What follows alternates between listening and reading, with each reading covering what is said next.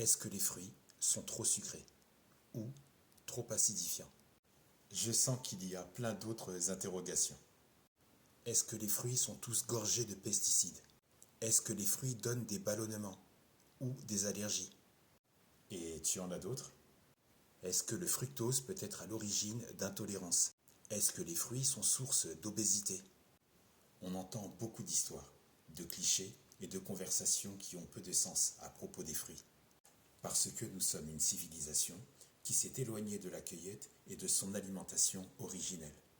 L'humanité, en général, ignore, néglige, sous-estime les bienfaits des fruits.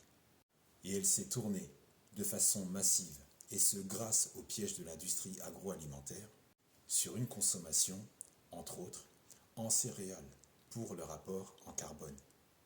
Si tu regardes autour de toi, les populations depuis 60 ans souffrent d'obésité. Hypertension, diabète, ostéoporose, cancer et toutes les autres maladies à impact nutritionnel. Ces maladies peuvent difficilement être le résultat de la consommation de fruits, puisque la base alimentaire moderne, c'est autre chose. Les céréales, les grecs frites, Deliveroo, la restauration rapide, McDo, Subway, Tacos, KFC, où les plats préparés industriels sont les aliments transformés, ou riches en gras et en sucre, qui rendent les gens malades sur la planète. D'où l'apparition de toutes ces maladies chroniques à impact nutritionnel. Un désastre pour la santé, aussi à cause d'amidon contenu dans les céréales. Ces sucres complexes dans lesquels se multiplient et se reproduisent les candidats et plein d'autres champignons. Les candidats, quel rapport avec les champignons?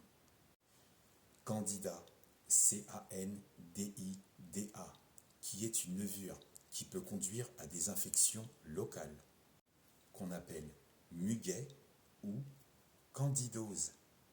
Chez les personnes fragiles, cette levure peut devenir hautement et gravement pathogène. Les fruits sont les aliments physiologiquement adaptés à l'être humain. Aujourd'hui, un problème notable et majeur, c'est que les fruits vendus dans la grande distribution sont des fruits qui, pour la plupart, ne sont pas cueillis à maturité.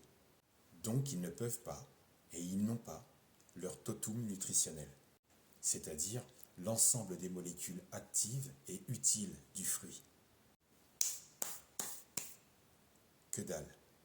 Or, un fruit qui n'est pas mûr est un fruit qui n'a pas son plein potentiel nutritionnel. Il n'a pas encore atteint sa phase de maturité qui lui permet de transformer tous ces acides organiques en produits sucrés naturels et surtout qui n'a pas encore développé tout son contenu minéral. Par exemple, si tu observes, ou plutôt imagine une personne qui mange du riz cru, qui mange des pâtes crues. Ouais, mais ça c'est chelou. Peut-être, mais il y en a qui le font. Et cette personne, sur du long terme, elle ne va pas être bien. Sa santé n'est pas au mieux. Eh bien, les fruits, c'est pareil. Les fruits sont faits pour être consommés mûrs, avec leur plein potentiel nutritionnel, pas avant maturité. Aucun intérêt de consommer un fruit dépourvu de vitamines et de minéraux. Mais la grande distribution te les vend ainsi. Si les fruits ne sont pas OK dans la grande distribution, on fait comment? Qui t'a dit d'aller acheter leurs fruits chez eux? Qui t'oblige à acheter des fruits douteux chez eux?